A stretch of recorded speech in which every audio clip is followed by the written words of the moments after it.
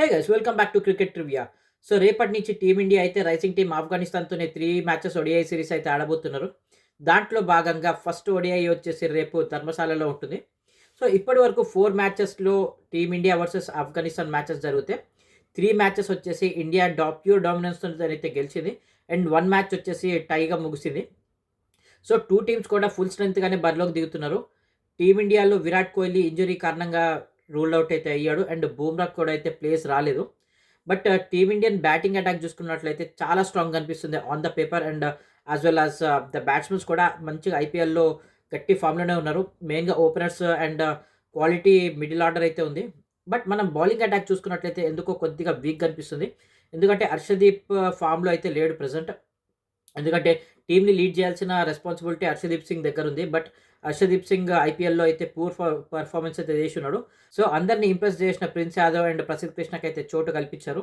So వీళ్ళిద్దరూ ఎలా perform చేస్తారనేది టీమిండియన్ ఛాన్సెస్ అయితే ఉంటాయి. ఎందుకంటే మనకి క్వాలిటీ బ్యాటింగ్ అటాక్ ఉన్నప్పటికీ బౌలింగ్ గనుక ఫెయిల్ అయిందనుకోండి మ్యాచెస్ గెలవడం చాలా కష్టమైపోతుంది. వెరాజ్ ఆఫ్ఘనిస్తాన్ టీమ్ చూసుకున్నట్లయితే వాళ్ళకి quality bowling and batting attack అయితే కనిపిస్తుంది. మెయిన్‌గా వాళ్ళకి ఎక్స్‌పీరియన్స్డ్ మొహమ్మద్ నబీ అండ్ రషీద్ ఖాన్ అయితే చాలా ఇంపార్టెంట్ అవుతున్నారు. వాళ్ళ ఓపెనర్స్ కూడా చాలా మంచి ఫామ్‌లోనే ఉన్నారు. మెయిన్‌గా రహమానుల్లా గుర్బాస్ ఆ సార్ట్ ఆఫ్ డిస్ట్రక్షన్ అయితే ఈ బ్యాట్స్‌మెన్ దగ్గర ఉంది. అండ్ ఇబ్రాహీం జాటన్ అయితే మంచి కన్సిస్టెంట్‌గా ఆడుతా ఉంటాడు. ఛాన్స్ దొరికినప్పుడల్లా మంచి పెర్ఫార్మ్ అయితే చేస్తా ఉంటాడు. సో వాళ్ళని ఎటువంటి తక్కువ అంచనా వేయకూడదు. ఎందుకంటే ఆ టీమ్‌ని ఒకవేళ అండర్ ఎస్టిమేట్ చేస్తే గనక వాళ్ళు మ్యాచ్‌ని ఎగరేసుకొని పోతారు డెఫినైట్‌లీ. ఎందుకంటే వాళ్ళ దగ్గర అంత మంచి స్క్వాడ్ అయితే ఉంది. So on a given day మన టీమిండియా బ్యాట్స్‌మెన్స్ అండ్ బౌలర్స్ ఎలా పెర్ఫార్మ్ చేస్తారు. అండ్ ఆ ప్రెషర్‌ని బౌలర్స్ ఎలా తట్టుకుంటారు. మెయిన్‌గా ఇన్‌ఎక్స్‌పీరియన్స్ అయితే కనిపిస్తుంది మన బౌలింగ్ అటాక్‌లో. ప్రిన్స్ యాదవ్ అండ్ హర్ష దుబే రీసెంట్‌గానే టీమ్‌లో జాయిన్ అయ్యారు.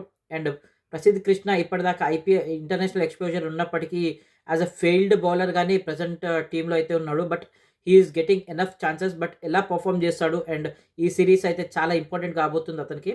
ఒకవేళ మంచి పెర్ఫార్మ్ చేస్తే గనక నెక్స్ట్ సీరీస్‌లో కూడా వాళ్ళకి ఛాన్సెస్ దొరికే అవకాశాలున్నాయి. సో చూద్దాం ఎలా పెర్ఫార్మ్ చేస్తారు. అండ్ రేపు hopefully the best team wins. నేను అది టీమ్ ఇండియానే కావాలని మనస్ఫూర్తిగా కోరుకుంటున్నా. See you in the next one. Signing of.